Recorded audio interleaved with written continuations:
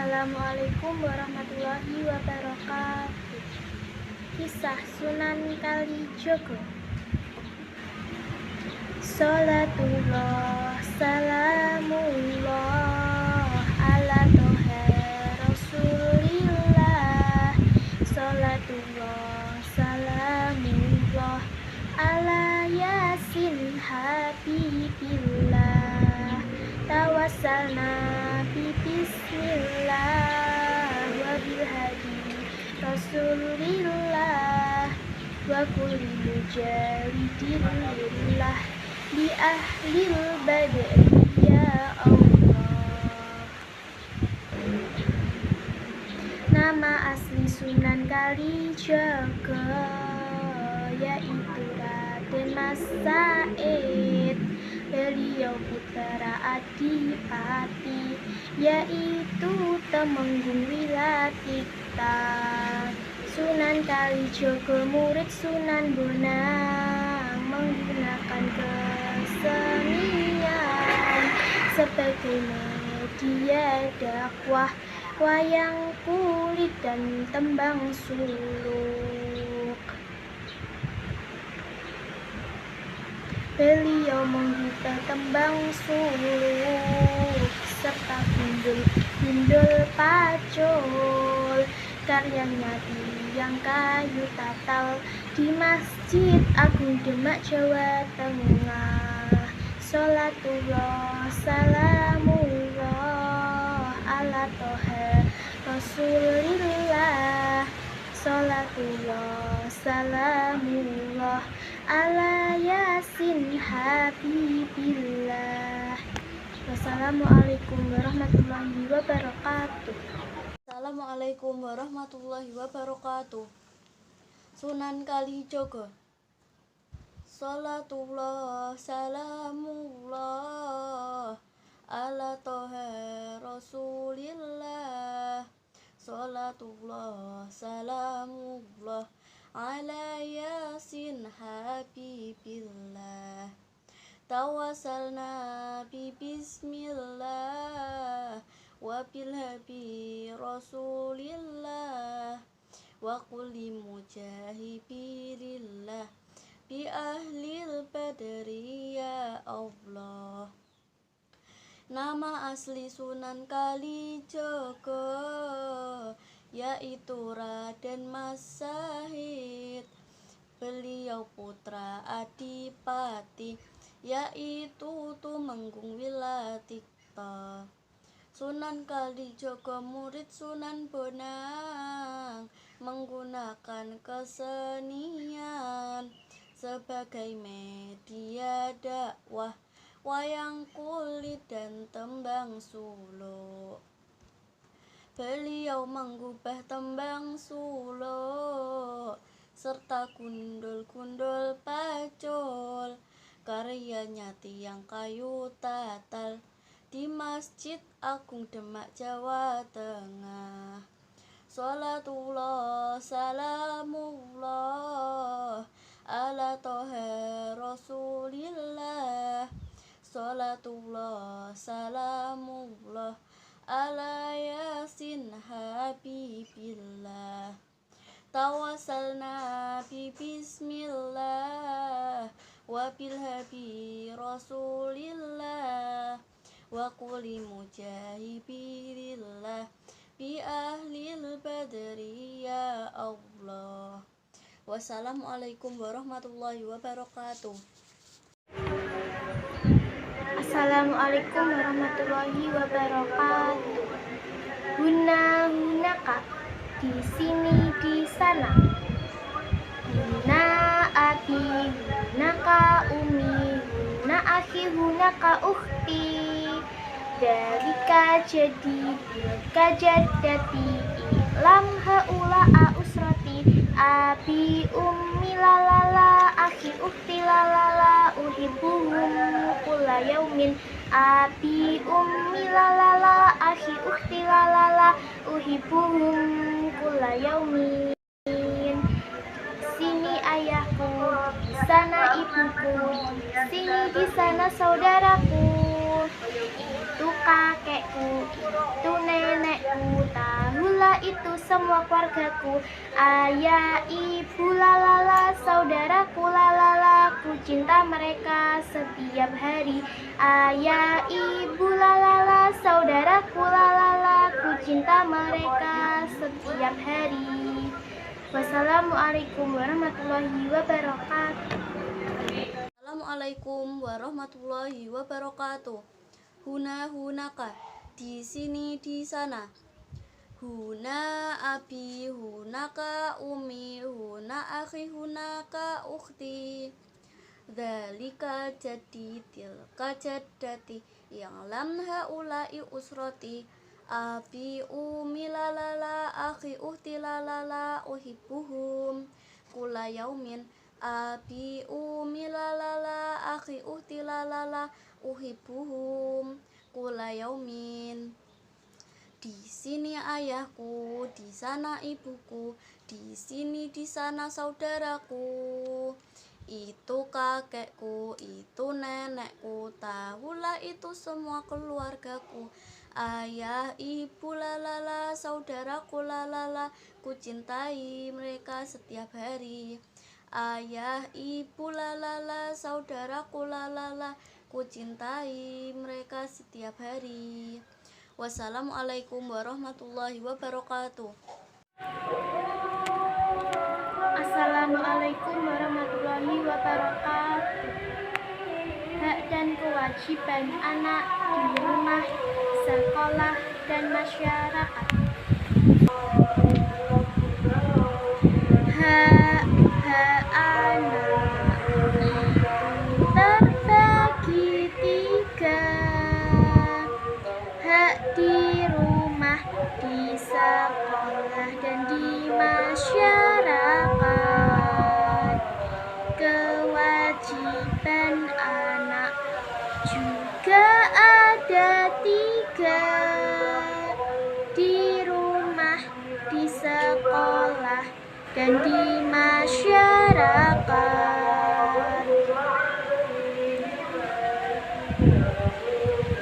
Hak anak di rumah, hak kelangsungan hidup, perlindungan tumbuh kembang dan partisipasi. Hak anak di sekolah mendapat pendidikan, kasih sayang, dan perlindungan.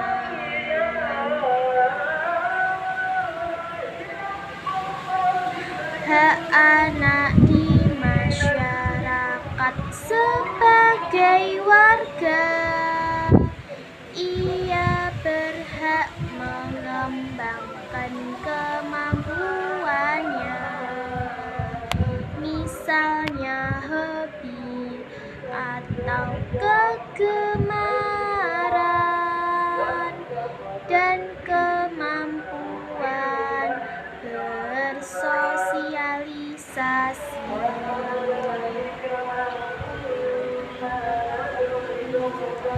Kewajiban anak di rumah itu belajar, membantu orang tua, dan menghormati mereka. Di sekolah wajib mematuhi tata tertib, hormat dan patuh pada nasihat guru, menjaga kebersihan sekolah dan lingkungannya. Demikian juga di masyarakatnya. Wassalamualaikum warahmatullahi wabarakatuh. Assalamualaikum warahmatullahi wabarakatuh. Pelaksanaan hak kewajiban anak. 1. Pelaksanaan hak anak. Hak anak dan hak orang yang telah dewasa berbeda. Apa saja perbedaan-perbedaan hak tersebut? Berikut akan diuraikan lebih lanjut. A. Hak anak di rumah. Manusia mengalami pertumbuhan dalam kehidupannya. Dalam pertumbuhannya tersebut, manusia memiliki hak-haknya. Hak manusia ketika masih anak-anak tentu berbeda dengan hak manusia dewasa. Hak anak diumumkan oleh Perserikatan Bangsa-Bangsa pada tahun 1954 dan baru pada tahun 1989 disahkan sebagai Konvensi Hak-Hak Anak. Isi dari Konvensi Hak-Hak Anak ini adalah secara resmi memberikan hak-hak tertentu kepada anak-anak di seluruh dunia. Pemerintah Indonesia juga mengatur hak-hak anak di Indonesia melalui Keputusan Presiden No. 36 atau 1990 tanggal 28 Agustus 1990. Hak-hak anak menurut Konvensi Hak Anak PBB meliputi hak-hak sebagai berikut. 1. Hak kelangsungan hidup adalah hak pertama yang didapatkan anak-anak adakah mengenai. Hak kelangsungan hidup meliputi hak untuk melestarikan dan mempertahankan hidup serta mendapatkan standar kesehatan tertinggi dan perawatan. Selain itu, hak ini juga mengatur setiap anak untuk mengetahui keluarganya dan identitas dirinya. 2. Hak perlindungan adalah hak anak untuk mendapatkan perlindungan dari diskriminasi, eksploitasi, kekerasan, dan keterlantaran. Adanya hak ini dapat melakukan kegiatan keagamaan dan kebudayaan secara bebas. Hak ini juga mengatur anak-anak belum boleh bekerja. 3. Hak tumbuh kembang meliputi hak memperoleh pendidikan dan hak untuk mencapai standar hidup yang layak.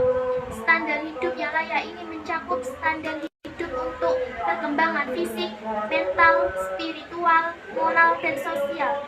Adanya hak ini anak-anak berhak untuk sekolah, mendapatkan tempat tinggal, hingga mendapatkan makanan dan minuman yang layak.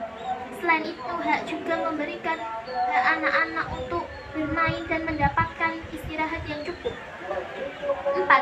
Hak berpartisipasi adalah hak anak-anak untuk menyatakan pendapatnya mengenai hal-hal yang berkaitan dan memengaruhi anak-anak serta mendapatkan informasi yang sesuai dengan usianya. B.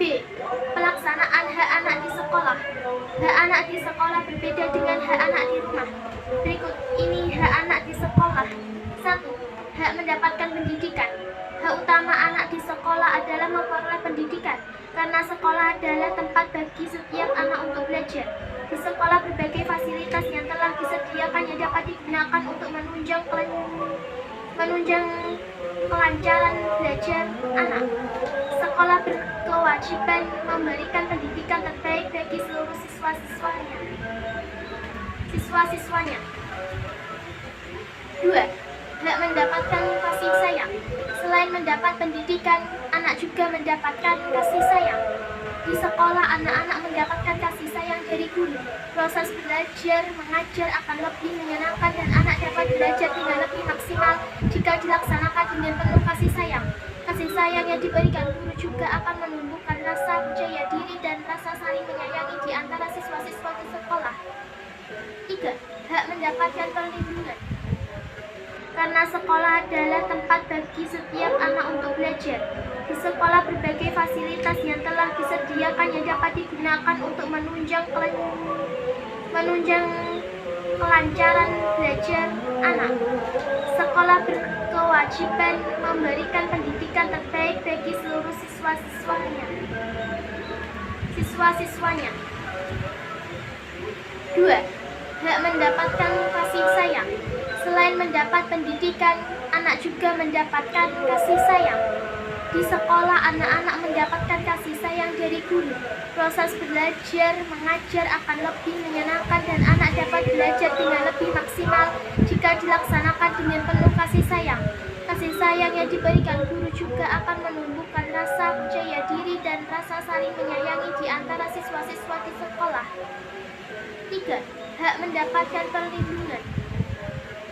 Anak juga harus mendapatkan hak perlindungan berupa rasa aman dan nyaman saat belajar di sekolah. Anak tidak boleh ada merasa terganggu atau terancam oleh anak lainnya di sekolah. Sekolah berkewajiban menciptakan suasana yang aman dan menyenangkan agar setiap siswa dapat belajar dengan tenang. 2. Kewajiban anak. Kewajiban anak sebagai warga negara dibedakan menjadi 3, yaitu kewajiban di rumah, di sekolah, dan di masyarakat. A. Kewajiban anak di rumah. Kewajiban anak di rumah 1. Kewajiban belajar 2. Kewajiban membantu orang tua 3. Mematuhi dan menghormati orang tua. B. Kewajiban anak di sekolah. Kewajiban anak di sekolah yang pertama 1. Mematuhi tata tertib sekolah. Seperti contohnya tata tertib yang harus dipatuhi oleh siswa adalah menggunakan seragam yang lengkap dan tidak terlambat datang ke sekolah. 2. Menghormati dan mematuhi nasihat guru. Guru adalah orang yang telah mendidik siswa dengan penuh kasih sayang. Guru juga telah mendidik siswa dengan segala ilmu yang dimilikinya agar kelak menjadi orang yang memiliki pengetahuan dan keahlian. 3. Menjaga kebersihan sekolah.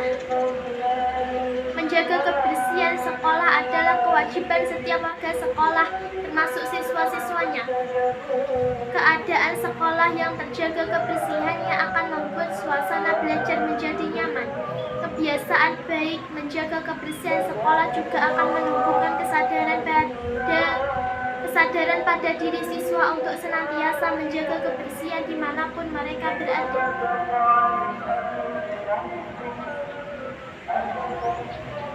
3. Pelaksanaan hak dan kewajiban anak di masyarakat.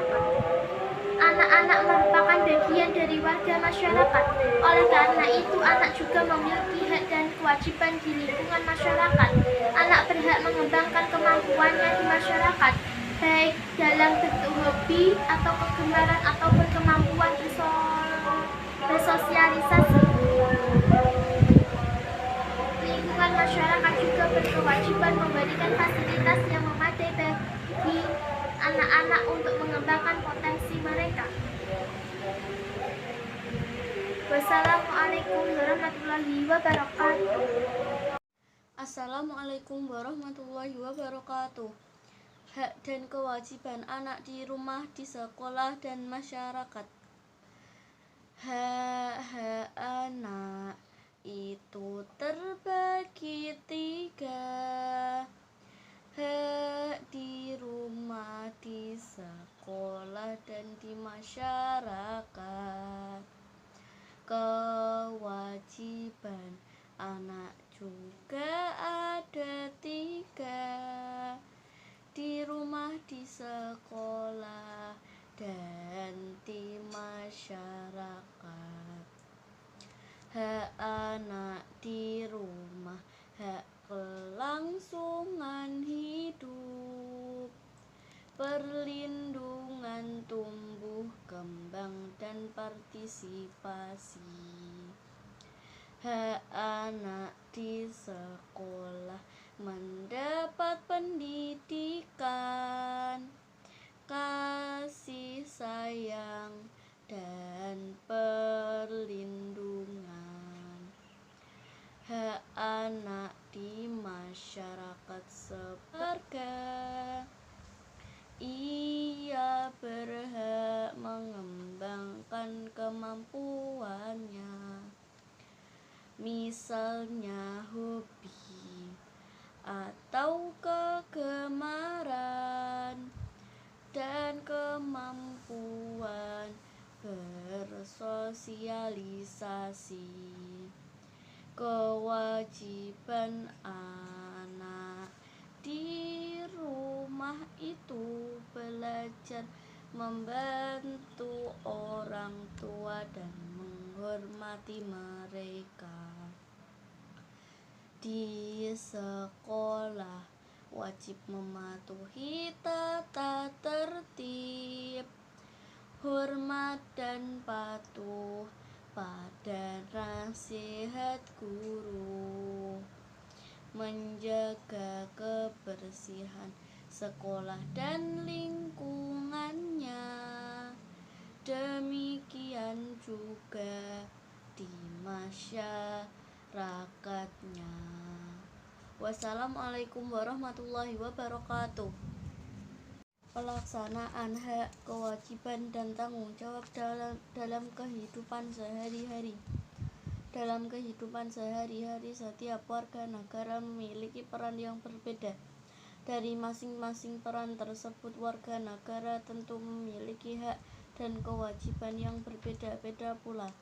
Agar setiap anggota masyarakat memperoleh hak dan kewajibannya, pemerintah berupaya untuk melindunginya bagi setiap anggota masyarakat. Untuk melindungi hak-hak dan kewajiban masyarakat tersebut dilakukan dengan membuat undang-undang dan berbagai peraturan. Kita sebagai warga mempunyai hak, kewajiban, tanggung jawab. Tahukah kamu hak, kewajiban, tanggung jawab kita sebagai warga masyarakat? Pada subbab ini akan mempelajarinya lebih lanjut. 1. Pelaksanaan hak-hak anak. Hak anak dan hak orang yang telah dewasa berbeda. Apa saja perbedaan-perbedaan hak tersebut?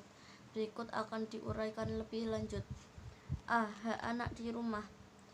Manusia mengalami pertumbuhan dalam kehidupannya. Dalam pertumbuhannya tersebut, manusia memiliki hak-haknya. Hak manusia ketika masih anak-anak tentu berbeda dengan hak manusia dewasa. Hak anak diumumkan oleh Perserikatan Bangsa-Bangsa pada tahun 1954 dan baru pada tahun 1989 disahkan sebagai Konvensi Hak-Hak Anak.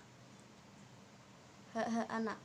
Isi dari Konvensi Hak-Hak Anak ini adalah secara resmi memberikan hak-hak tertentu kepada anak-anak di seluruh dunia. Pemerintah Indonesia juga mengatur hak-hak anak di Indonesia melalui keputusan Presiden nomor 36 1990 tanggal 28 Agustus 1990. Hak-hak anak menuntut Konvensi Hak Anak PBB meliputi hak-hak sebagai berikut. 1. Hak kelangsungan hidup adalah hak pertama yang didapatkan anak-anak adakah mengenai.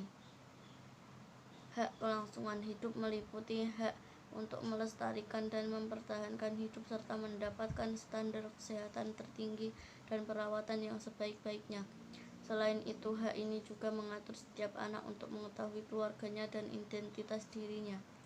2. Hak perlindungan adalah hak untuk mendapatkan perlindungan dari diskriminasi, eksploitasi, kekerasan, dan keterlantaran. Adanya hak ini melakukan kegiatan keagamaan dan kebudayaan secara bebas. Hak ini juga mengatur anak-anak belum boleh bekerja. 3. Hak tumbuh kembang meliputi hak memperoleh pendidikan dan hak untuk mencapai standar hidup yang layak. Standar hidup yang layak ini mencakup standar hidup untuk perkembangan fisik, mental, spiritual, moral, dan sosial. Adanya hak ini, anak-anak berhak untuk sekolah, mendapatkan tempat tinggal, hingga mendapatkan makanan dan minuman yang layak. Selain itu, hak juga memberikan hak anak-anak untuk bermain dan mendapatkan istirahat yang cukup. 4. Hak berpartisipasi adalah hak anak-anak untuk menyatakan pendapatnya mengenai hal-hal yang berkaitan dan memengaruhi anak-anak serta mendapatkan informasi yang sesuai dengan usianya. B. Pelaksanaan hak anak di sekolah. Hak anak di sekolah berbeda dengan hak anak di rumah. Berikut ini hak anak di sekolah. 1. Hak mendapatkan pendidikan. Hak utama anak di sekolah adalah memperoleh pendidikan, karena sekolah adalah tempat bagi setiap anak untuk belajar. Di sekolah, berbagai fasilitas yang telah disediakan yang dapat digunakan untuk menunjang kelancaran belajar anak. Sekolah berkewajiban memberikan pendidikan terbaik bagi seluruh siswa-siswanya. 2. Hak mendapatkan kasih sayang. Selain mendapat pendidikan, anak juga mendapatkan kasih sayang. Di sekolah, anak-anak mendapatkan kasih sayang dari guru.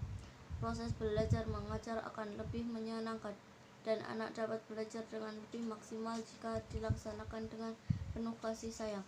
Kasih sayang yang diberikan guru juga akan menumbuhkan rasa percaya diri dan rasa saling menyayangi di antara siswa-siswa di sekolah.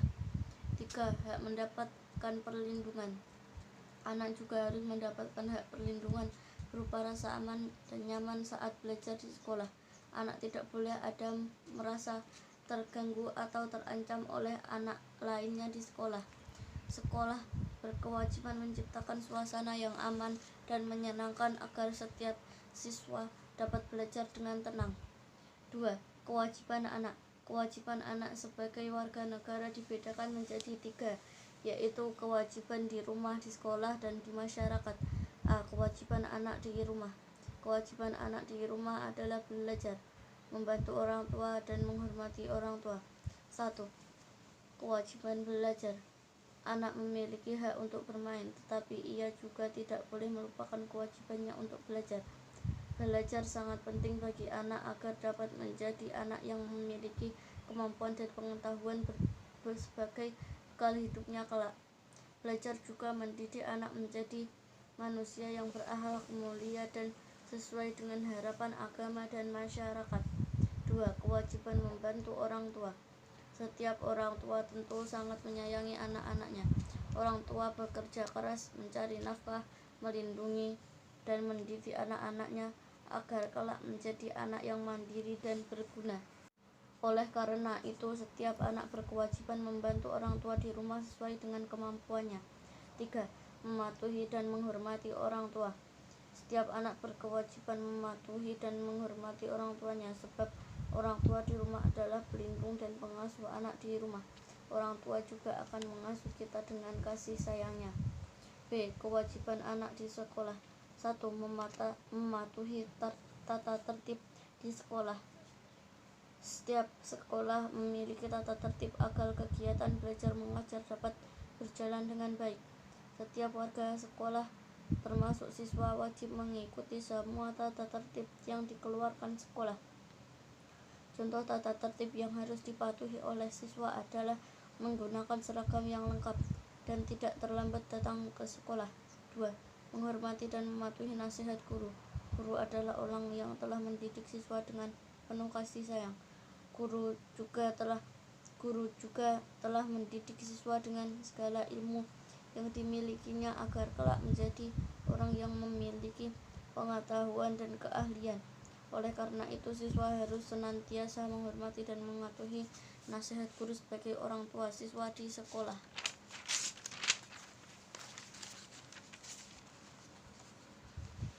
3. Menjaga kebersihan sekolah. Menjaga kebersihan sekolah adalah kewajiban setiap warga sekolah, termasuk siswa-siswanya. Keadaan sekolah yang terjaga kebersihannya akan membuat suasana belajar menjadi nyaman. Kebiasaan baik menjaga kebersihan sekolah juga akan menumbuhkan kesadaran pada diri siswa untuk senantiasa menjaga kebersihan dimanapun mereka berada. 3. Pelaksanaan hak dan kewajiban anak di masyarakat. Anak-anak merupakan bagian dari warga masyarakat. Oleh karena itu, anak juga memiliki hak dan kewajiban di lingkungan masyarakat. Anak berhak mengembangkan kemampuannya di masyarakat, baik dalam bentuk hobi atau kegemaran ataupun kemampuan bersosialisasi. Lingkungan masyarakat juga berkewajiban memberikan fasilitas yang memadai bagi anak-anak untuk mengembangkan potensi mereka. 4. Akibat dari pelaksanaan tanggung jawab dalam kehidupan sehari-hari. Tanggung jawab menjadi bagian kehidupan manusia sehingga tanggung jawab memiliki sifat kodrati. Jika seseorang tidak bertanggung jawab atas apa yang dilakukan, maka ada pihak lain yang memaksanya untuk bertanggung jawab. Selain itu, siap menanggung segala resiko atas perbuatannya sendiri. Tanggung jawab terbentuk seiring dengan pertumbuhan dan perkembangan individu.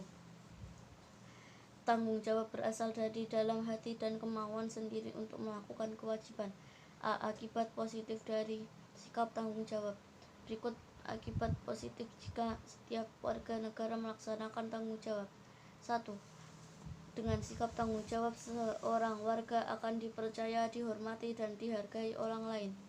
2. Terciptanya kondisi lingkungan masyarakat yang aman dan tentram. 3. Terciptakannya pembangunan bangsa yang saling menghargai. 4. Sumber daya alam tetap terjaga dengan baik. 5. Minimnya tindak kriminalitas di lingkungan masyarakat. 6.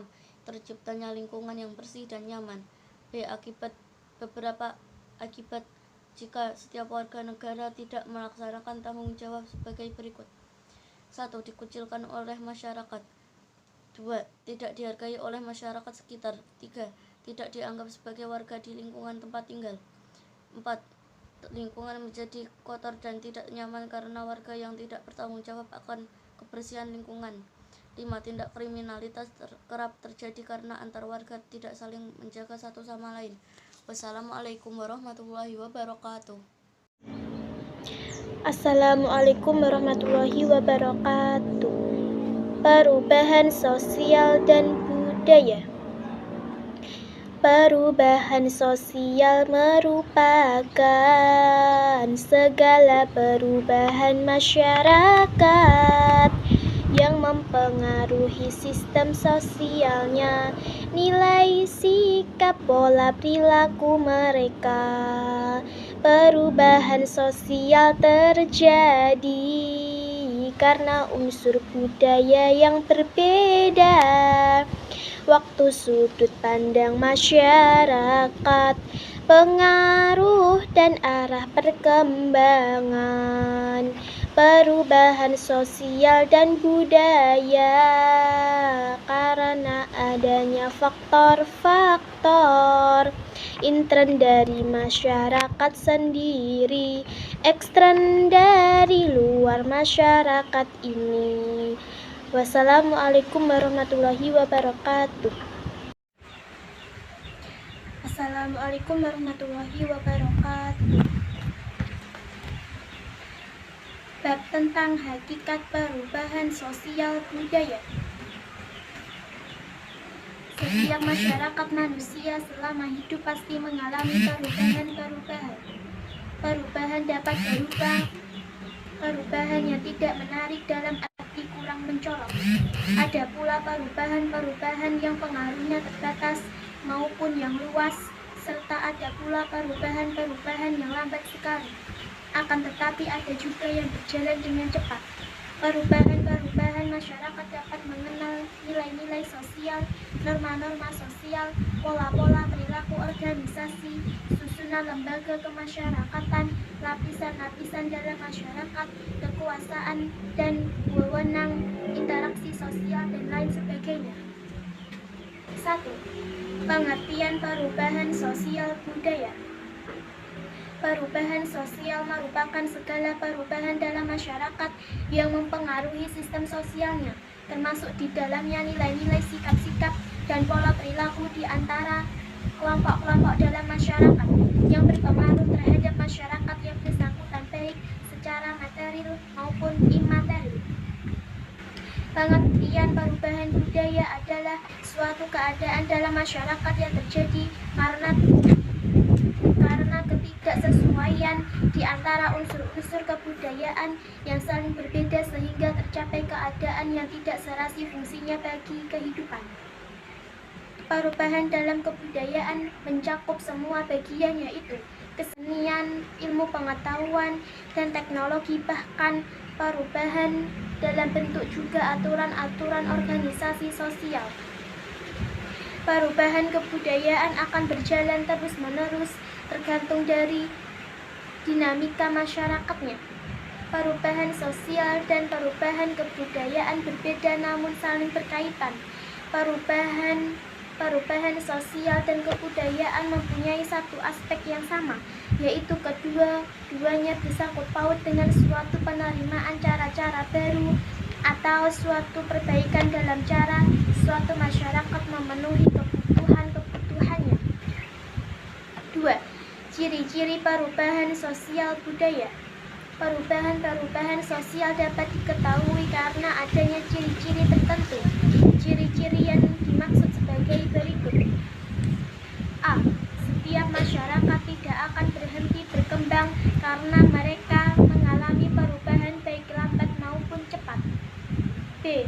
Perubahan yang terjadi pada lembaga kemasyarakatan tertentu akan diikuti dengan perubahan pada lembaga-lembaga sosial lainnya. C.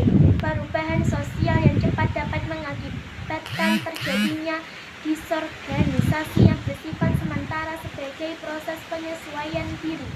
Disorganisasi sendiri berarti kondisi tanpa aturan atau kacau karena adanya perubahan pada lembaga tertentu. D. Perubahan sosial pada dasarnya dilakukan oleh masyarakat secara sengaja, namun kadangkala juga dapat terjadi tanpa disengaja. E. Perubahan sosial terkadang dapat menimbulkan konflik atau kontroversi di masyarakat. Bentuk-bentuk perubahan sosial budaya. 1. Perubahan sosial berdasarkan waktu. Perubahan sosial berdasarkan waktu dibagi menjadi 2. 1. Perubahan sosial lambat atau evolusi. Perubahan ini terjadi secara lambat dan terdiri dari beberapa perubahan kecil sehingga kadang kita tidak menyadari adanya perubahan tersebut. Pada umumnya proses evolusi tidak menyebabkan konflik atau kekerasan dalam masyarakat karena terjadi dalam skala kecil dan akan berdampak kecil namun kumulatif. Sebagai contohnya adalah perubahan dari masyarakat tradisional menjadi masyarakat modern. Kedua, perubahan sosial cepat atau revolusi. Perubahan sosial cepat atau revolusi adalah suatu perubahan yang terjadi secara cepat dan terjadi secara besar-besaran. Dampak dari revolusi ini menyeluruh pada sendi-sendi kehidupan. Artinya revolusi dapat berorientasi pada perubahan sistem secara menyeluruh. Contoh dari perubahan sosial cepat adalah terjadinya revolusi industri. 2. Perubahan sosial berdasarkan sudut pandang masyarakat yang dibagi menjadi 2, yaitu A. Perubahan yang dikehendaki. B. Perubahan yang tidak dikehendaki. 3. Perubahan sosial berdasarkan pengaruh. Berdasarkan pengaruhnya dibagi menjadi 2, yaitu A. Perubahan sosial besar. B. Perubahan sosial kecil. Perubahan sosial besar adalah perubahan yang menyangkut masyarakat luas dan membawa pengaruh atau dampak yang berarti bagi masyarakatnya. Perubahan ini mengubah hampir seluruh sendi kehidupan masyarakat dan struktur sosial yang telah ada sebelumnya. Contoh perubahan sosial ini adalah perubahan dari masyarakat agraris ke masyarakat industri. B. Perubahan sosial kecil yang terjadi pada unsur-unsur struktur sosial dan tidak membawa pengaruh langsung atau berarti bagi masyarakat. Sebagai contoh adalah perubahan gaya rambut serta perubahan model pakaian yang mengikuti tren terbaru atau mengikuti artis idola. 4. Perubahan sosial berdasarkan arah perkembangan dapat dibagi menjadi 2. A. Perubahan sosial progres. Perubahan sosial progres yang menuju arah kemajuan sehingga menguntungkan bagi masyarakat. Misalnya internet sebagai perkembangan teknologi dapat digunakan oleh semua masyarakat, listrik yang masuk ke pelosok-pelosok dan lain-lainnya. B. Perubahan sosial regres perubahan sosial yang menuju arah kemunduran sehingga dapat merugikan bagi masyarakat, misalnya penyalahgunaan obat-obat terlarang. Wassalamualaikum warahmatullahi wabarakatuh. Waalaikumsalam warahmatullahi wabarakatuh. Perubahan sosial dan budaya. Perubahan sosial merupakan segala perubahan masyarakat yang mempengaruhi sistem sosialnya, nilai, sikap, pola perilaku mereka. Perubahan sosial terjadi karena unsur budaya yang berbeda, waktu, sudut pandang masyarakat, pengaruh dari arah perkembangan. Perubahan sosial dan budaya karena adanya faktor-faktor intern dari masyarakat sendiri, ekstern dari luar masyarakat ini. Wassalamualaikum warahmatullahi wabarakatuh. Hakikat perubahan sosial budaya. Setiap masyarakat manusia selama hidup pasti mengalami perubahan-perubahan. Perubahan dapat berupa perubahan yang tidak menarik dalam arti kurang mencolok. Ada pula perubahan-perubahan yang pengaruhnya terbatas maupun yang luas, serta ada pula perubahan-perubahan yang lambat sekali. Akan tetapi ada juga yang berjalan dengan cepat. Perubahan-perubahan masyarakat dapat mengenai nilai-nilai sosial, norma-norma sosial, pola-pola perilaku organisasi, susunan lembaga kemasyarakatan, lapisan-lapisan dalam masyarakat, kekuasaan dalam wewenang, interaksi sosial, dan lain sebagainya. 1. Pengertian perubahan sosial budaya. Perubahan sosial merupakan segala perubahan dalam masyarakat yang mempengaruhi sistem sosialnya, termasuk di dalamnya nilai-nilai, sikap-sikap, dan pola perilaku di antara kelompok-kelompok dalam masyarakat yang berpengaruh terhadap masyarakat yang bersangkutan baik secara material maupun imaterial. Pengertian perubahan budaya adalah suatu keadaan dalam masyarakat yang terjadi karena ketidaksesuaian di antara unsur kebudayaan yang saling berbeda sehingga tercapai keadaan yang tidak serasi fungsinya bagi kehidupan. Perubahan dalam kebudayaan mencakup semua bagian, yaitu kesenian, ilmu pengetahuan, dan teknologi, bahkan perubahan dalam bentuk juga aturan-aturan organisasi sosial. Perubahan kebudayaan akan berjalan terus-menerus tergantung dari dinamika dan masyarakatnya. Perubahan sosial dan perubahan kebudayaan berbeda namun saling berkaitan. Perubahan sosial dan kebudayaan mempunyai satu aspek yang sama, yaitu kedua-duanya bersangkut paut dengan suatu penerimaan cara-cara baru atau suatu perbaikan dalam cara suatu masyarakat memenuhi kebutuhan-kebutuhannya.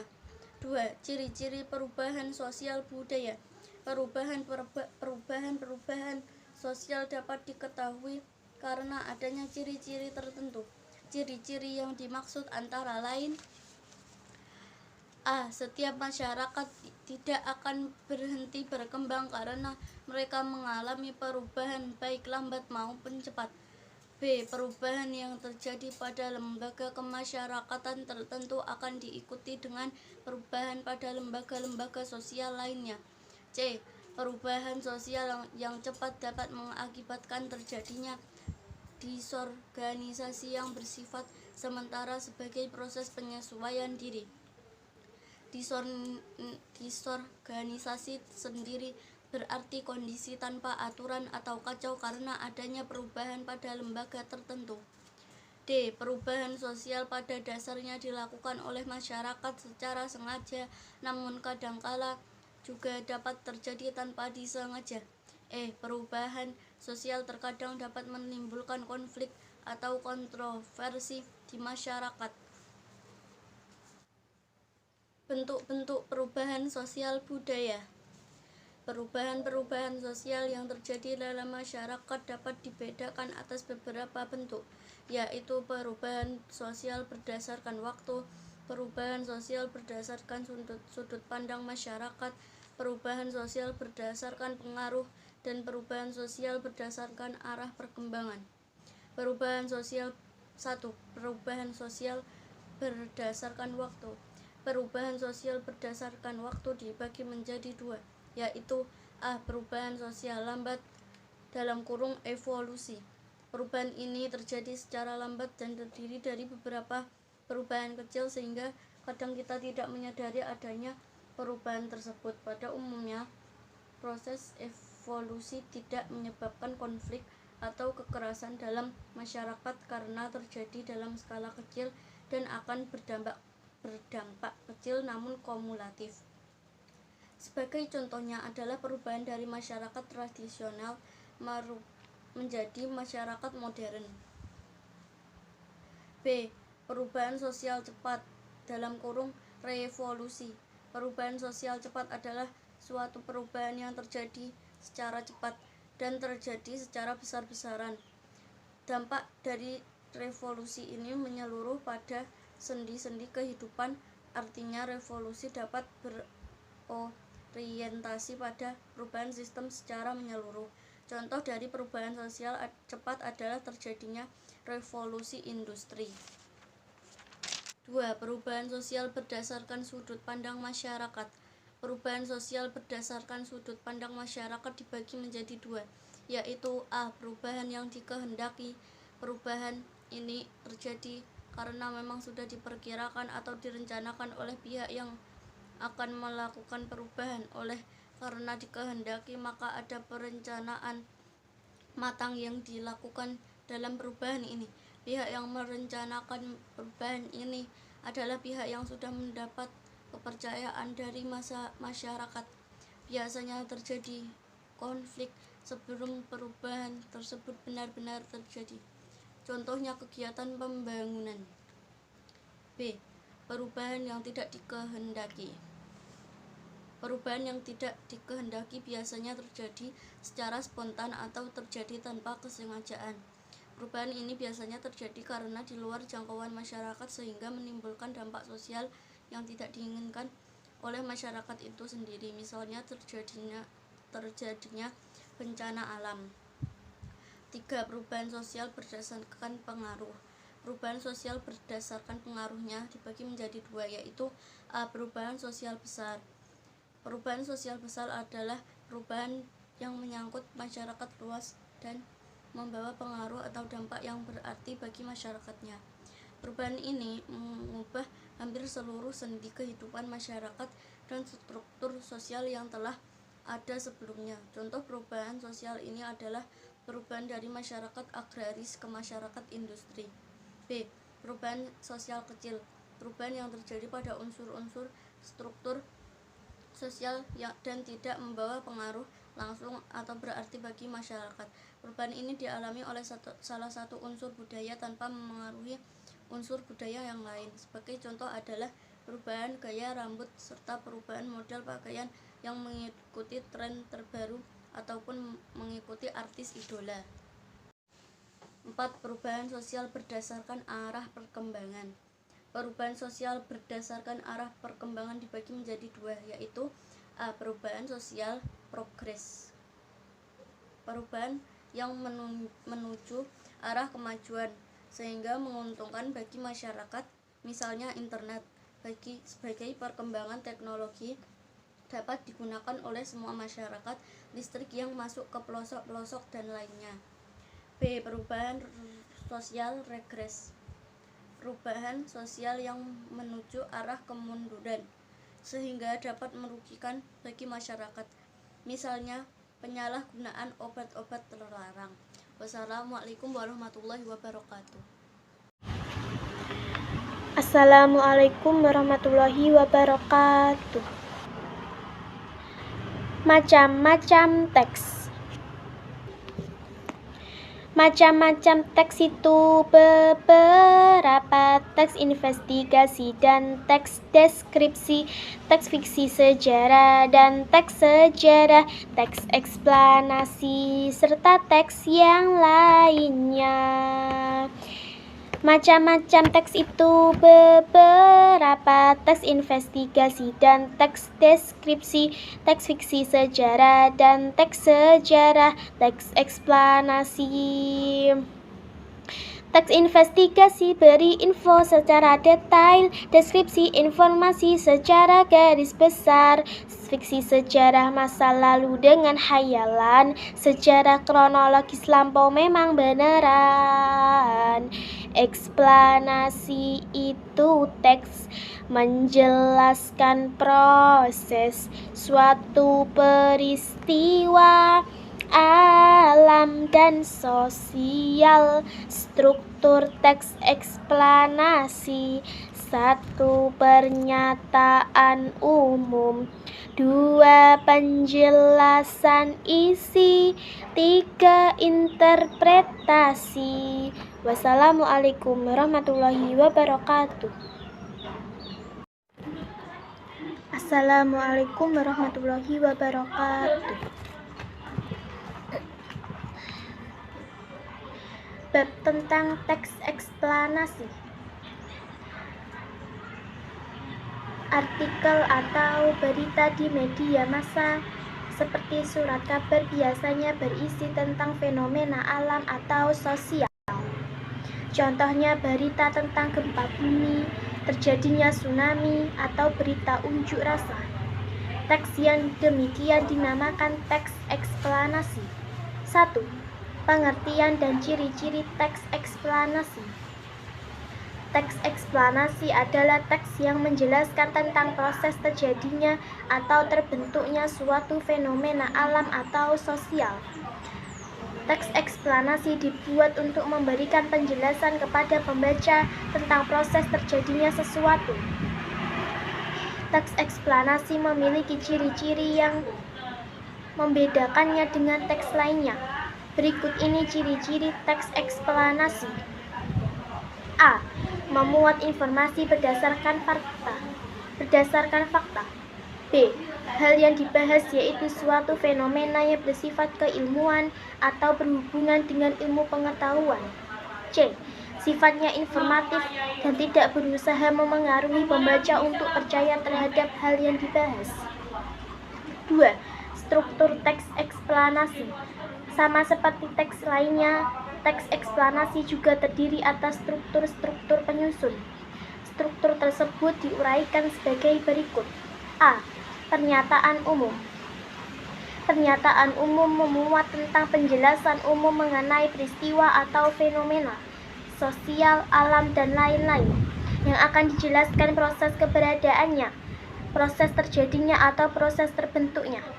Penjelasannya bisa berupa pengenalan fenomena tersebut secara umum, gambaran umum peristiwa. Pernyataan umum juga memuat hal-hal yang menjawab pertanyaan tentang peristiwa tersebut, khususnya pertanyaan bagaimana dan mengapa. B. Urutan sebab akibat. Bagian ini memuat penjabaran atau detail proses keberadaan atau proses terjadinya yang disajikan secara urut atau bertahap dari yang paling awal hingga yang paling akhir. Biasanya deretan penjelas bisa terdiri beberapa paragraf. Pada paragraf inilah dirincikan sebab dan akibat dari sebuah fenomena yang terjadi. Bagian ini juga disebut deretan penjelas. C. Interpretasi.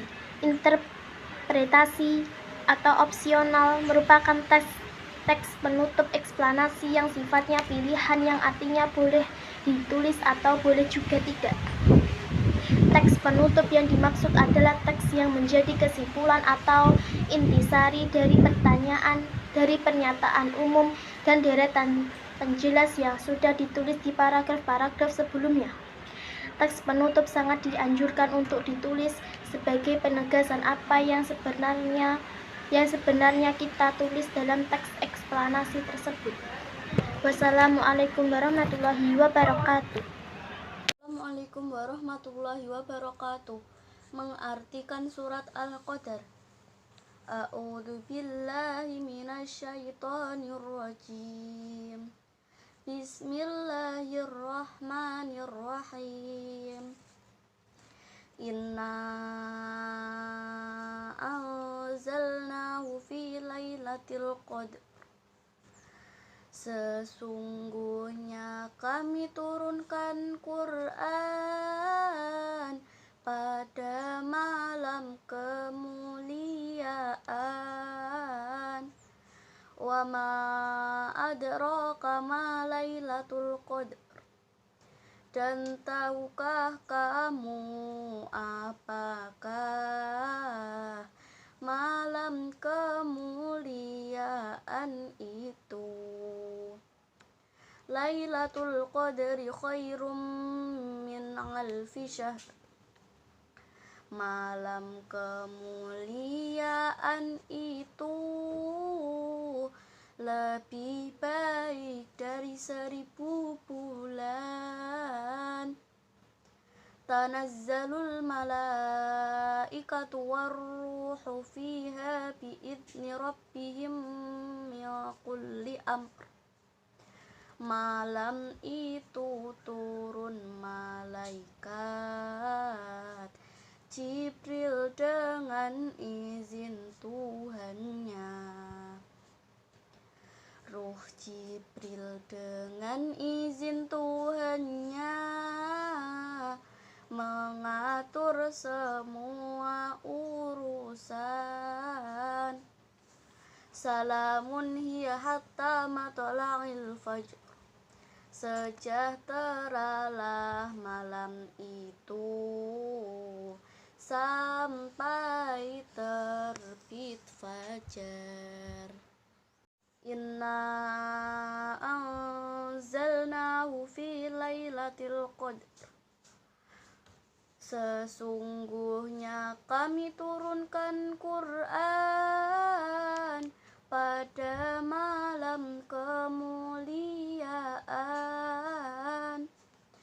Wa ma adraka ma lailatul qadr. Dan tahukah kamu apakah malam kemuliaan itu? Lailatul Qadri khairum min alfi syahr. Malam kemuliaan itu lebih baik dari 1000 bulan. Tanazzalul malaikatu warruhu fiha biidzni rabbihim min kulli amr. Malam itu turun malaikat Jibril dengan izin Tuhannya. Ruh Jibril dengan izin Tuhannya mengatur semua urusan. Salamun hiya hatta matla'il fajr. Sejahteralah malam itu sampai terbit fajar. Wassalamualaikum warahmatullahi wabarakatuh. Teks eksplanasi. Apakah kamu pernah membaca berita atau artikel yang ada di media massa? Artikel atau berita di media massa seperti surat kabar biasanya berisi tentang fenomena alam atau sosial. Contohnya berita tentang gempa bumi, terjadinya tsunami, atau berita unjuk rasa. Teks yang demikian dinamakan teks eksplanasi. 1. Pengertian dan ciri-ciri teks eksplanasi. Teks eksplanasi adalah teks yang menjelaskan tentang proses terjadinya atau terbentuknya suatu fenomena alam atau sosial. Teks eksplanasi dibuat untuk memberikan penjelasan kepada pembaca tentang proses terjadinya sesuatu. Teks eksplanasi memiliki ciri-ciri yang membedakannya dengan teks lainnya. Berikut ini ciri-ciri teks eksplanasi. A. Memuat informasi berdasarkan fakta. B. Hal yang dibahas yaitu suatu fenomena yang bersifat keilmuan atau berhubungan dengan ilmu pengetahuan. C. Sifatnya informatif dan tidak berusaha memengaruhi pembaca untuk percaya terhadap hal yang dibahas. 2. Struktur teks eksplanasi. Sama seperti teks lainnya, teks eksplanasi juga terdiri atas struktur-struktur penyusun. Struktur tersebut diuraikan sebagai berikut. A. Pernyataan umum. Pernyataan umum memuat tentang penjelasan umum mengenai peristiwa atau fenomena alam, dalam kurung sosial, alam, dan lain-lain, yang akan dijelaskan proses keberadaannya, proses terjadinya, atau proses terbentuknya.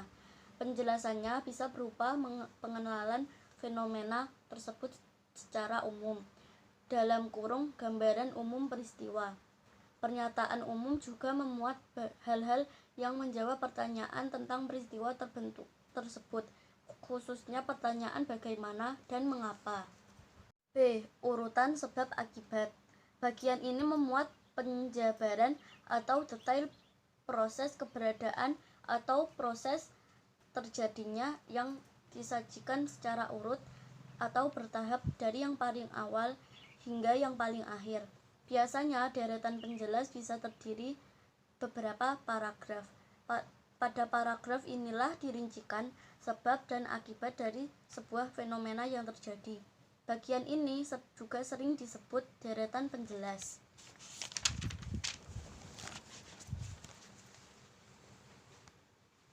C. Interpretasi. Interpretasi dalam kurung opsional merupakan teks penutup eksplanasi yang sifatnya pilihan, yang artinya boleh ditulis atau boleh juga tidak. Teks penutup yang dimaksud adalah teks yang menjadi kesimpulan atau intisari dari pernyataan umum dan deretan penjelas yang sudah ditulis di paragraf-paragraf sebelumnya. Teks penutup sangat dianjurkan untuk ditulis sebagai penegasan apa yang sebenarnya kita tulis dalam teks eksplanasi tersebut. Wassalamualaikum warahmatullahi wabarakatuh. Assalamualaikum warahmatullahi wabarakatuh. Macam-macam teks. Macam-macam teks itu beberapa: teks investigasi dan teks deskripsi, teks visi sejarah dan teks sejarah, teks eksplanasi, serta teks yang lainnya. Macam-macam teks itu beberapa: teks investigasi dan teks deskripsi, teks visi sejarah dan teks sejarah, teks eksplanasi. Teks investigasi beri info secara detail, deskripsi informasi secara garis besar, fiksi sejarah masa lalu dengan hayalan secara kronologis lampau memang beneran. Eksplanasi itu teks menjelaskan proses suatu peristiwa alam dan sosial. Struktur teks eksplanasi: 1. Pernyataan umum. 2. Penjelasan isi. 3. Interpretasi. Wassalamualaikum warahmatullahi wabarakatuh. Assalamualaikum warahmatullahi wabarakatuh. Satuan arus listrik dan macam-macam rangkaian listrik. Satuan arus listrik disebut ampere. Alat ukur arus listrik itu ampere meter. Arus listrik mengalir dari kutub positif menuju ke kutub negatif.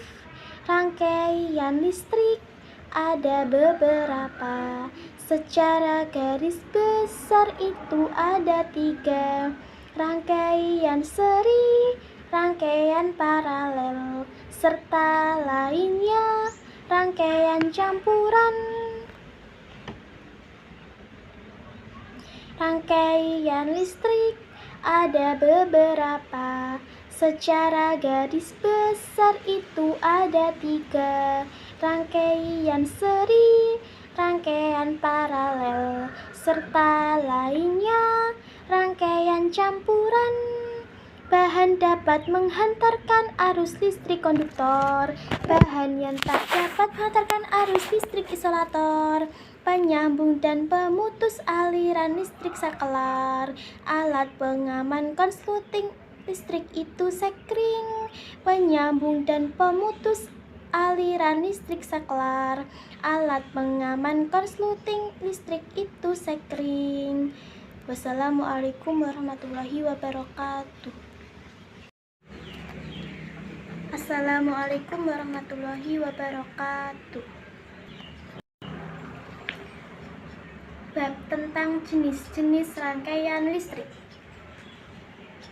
Listrik merupakan kebutuhan yang penting dan tidak terhindarkan dalam kehidupan di zaman sekarang ini.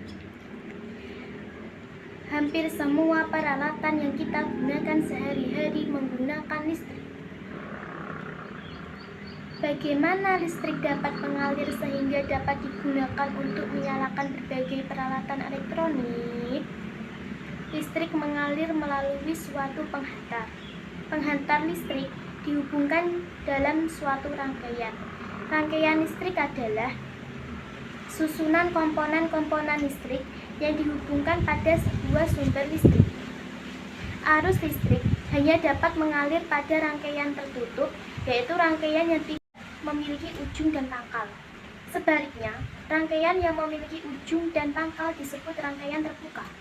Arus listrik tidak dapat mengalir pada rangkaian terbuka.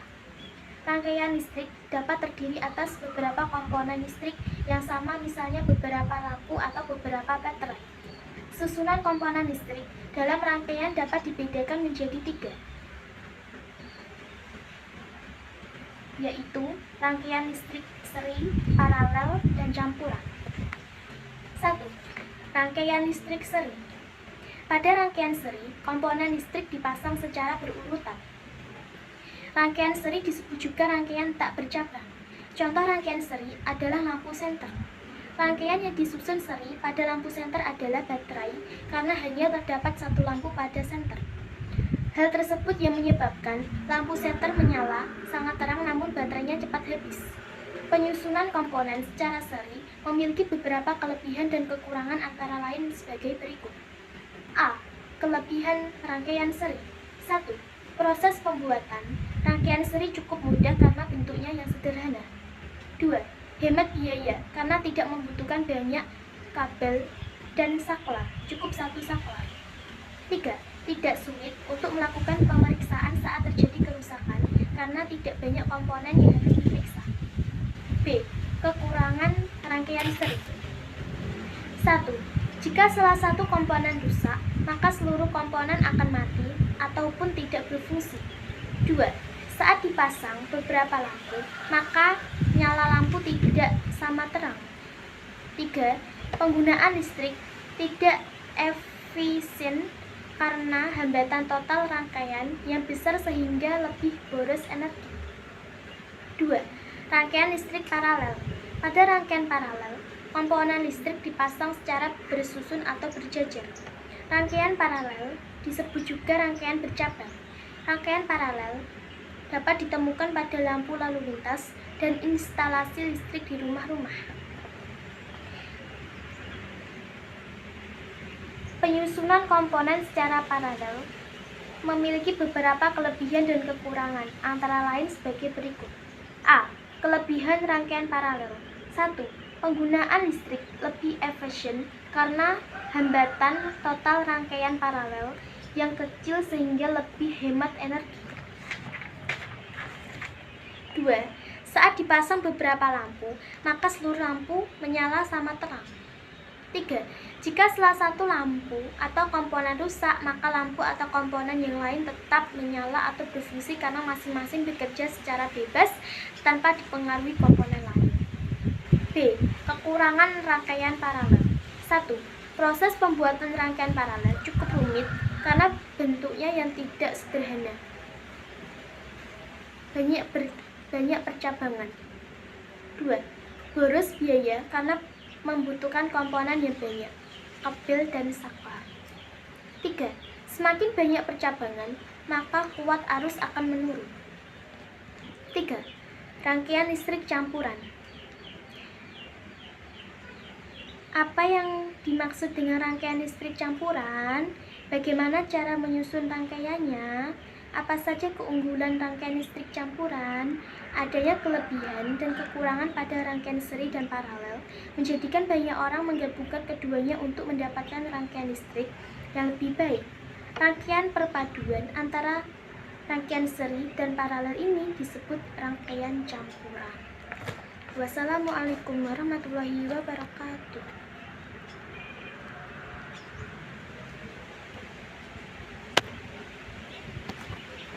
Assalamualaikum warahmatullahi wabarakatuh. Macam-macam rangkaian listrik dan alat-alat listrik. Satuan arus listrik disebut ampere. Alat ukur arus listrik itu ampere meter. Arus listrik mengalir dari kutub positif menuju ke kutub negatif. Rangkaian listrik ada beberapa. Secara garis besar itu ada 3. Rangkaian seri, rangkaian paralel, serta lainnya rangkaian campuran. Rangkaian listrik ada beberapa. Secara garis besar itu ada 3. Rangkaian seri, rangkaian paralel, serta lainnya rangkaian campuran. Bahan dapat menghantarkan arus listrik konduktor. Bahan yang tak dapat menghantarkan arus listrik isolator. Penyambung dan pemutus aliran listrik saklar. Alat pengaman konsleting listrik itu sekring. Penyambung dan pemutus aliran listrik saklar. Alat pengaman konsleting listrik itu sekring. Wassalamualaikum warahmatullahi wabarakatuh. Jenis rangkaian listrik. Listrik merupakan kebutuhan yang paling penting dan tidak terhindarkan dalam kehidupan di zaman sekarang ini. Hampir semua peralatan yang kita gunakan sehari-hari menggunakan listrik. Bagaimana listrik dapat mengalir sehingga dapat digunakan untuk menyalakan berbagai peralatan elektronik? Listrik mengalir melalui suatu penghantar. Penghantar listrik dihubungkan dalam satu rangkaian. Rangkaian listrik adalah susunan komponen-komponen listrik yang dihubungkan pada sebuah sumber listrik. Arus listrik hanya dapat mengalir pada rangkaian tertutup, yaitu rangkaian yang tidak memiliki ujung dan pangkal. Sebaliknya, rangkaian yang memiliki ujung dan pangkal disebut rangkaian terbuka. Arus listrik tidak dapat mengalir pada rangkaian terbuka. Rangkaian listrik dapat terdiri atas beberapa komponen listrik yang sama, misalnya beberapa lampu atau beberapa baterai. Susunan komponen listrik dalam rangkaian dapat dibedakan menjadi rangkaian listrik seri, paralel, dan campuran. Rangkaian listrik seri. Pada rangkaian seri, komponen listrik dipasang secara berurutan. Rangkaian seri disebut juga rangkaian tak bercabang. Contoh rangkaian seri adalah lampu senter. Rangkaian yang disusun dari seri pada lampu senter adalah baterai, karena hanya terdapat satu lampu pada senter. Hal tersebut yang menyebabkan lampu senter menyala sangat terang, namun baterainya cepat habis. Penyusunan komponen secara seri memiliki beberapa kelebihan dan kekurangan, antara lain sebagai berikut. A. Kelebihan rangkaian seri. 1.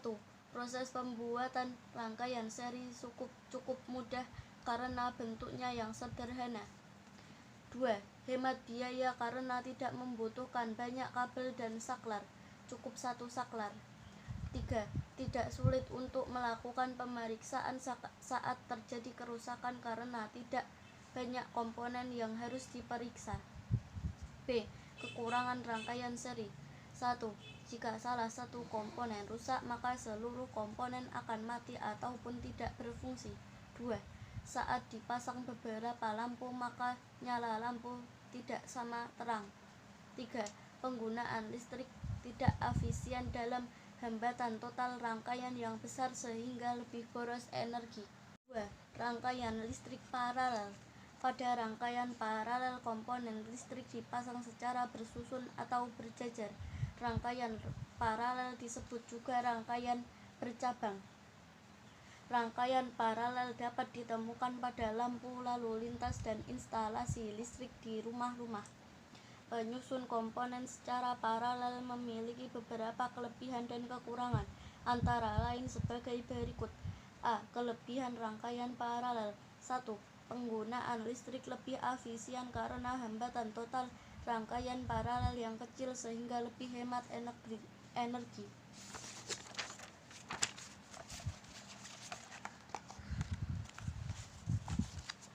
2. Saat dipasang beberapa lampu, maka seluruh lampu menyala sama terang.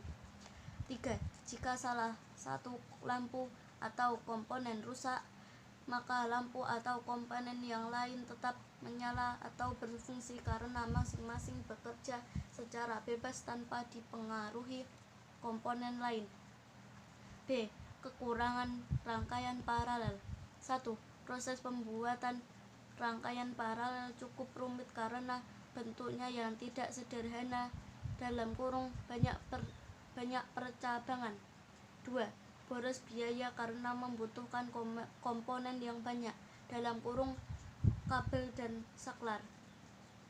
3. Semakin banyak percabangan, maka kuat arus akan menurun. 3. Rangkaian listrik campuran.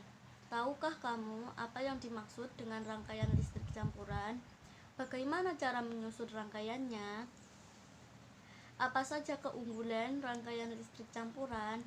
Adanya kelebihan dan kekurangan pada rangkaian seri dan paralel menjadikan banyak orang menggabungkan keduanya untuk mendapatkan rangkaian listrik yang lebih baik. Rangkaian perpaduan antara rangkaian seri dan paralel ini disebut rangkaian campuran. Wassalamualaikum warahmatullahi wabarakatuh.